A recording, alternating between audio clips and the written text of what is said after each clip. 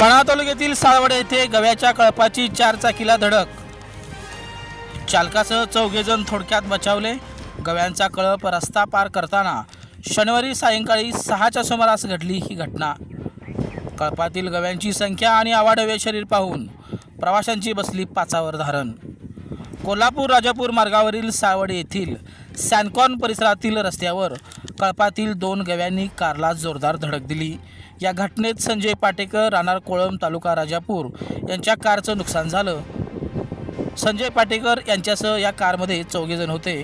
सुदैवानं या घटनेत कोणतीही जीवितहानी झाली नाही।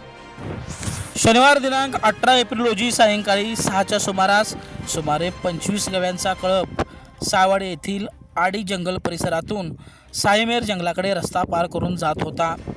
गव्यांचा कळप प्रचंड वेगानं रस्ता पार करत असताना कळपातील 2 गव्यांनी संजय पाटेकर यांच्या कारला धडक दिली। या धडकेत पाटेकर यांच्या कारचं प्रचंड नुकसान झालं। या कळपातील धिप्पाड गवे एकापाठोपाठ वेगानं रस्ता पार करत असल्याचं दृश्य पाहताच या मार्गावरील प्रवाशाची पाचावर धारण बसली। या घटनेबाबत माहिती मिळताच वनरक्षक अमर माने यांनी घटनास्थळी धाव घेतली, घटनास्थळाचा पंचनामा केला। हे गवे पोळ येथील जंगलाच्या दिशेने गेल्याची माहिती वन खात्याच्या सूत्रांनी दिली।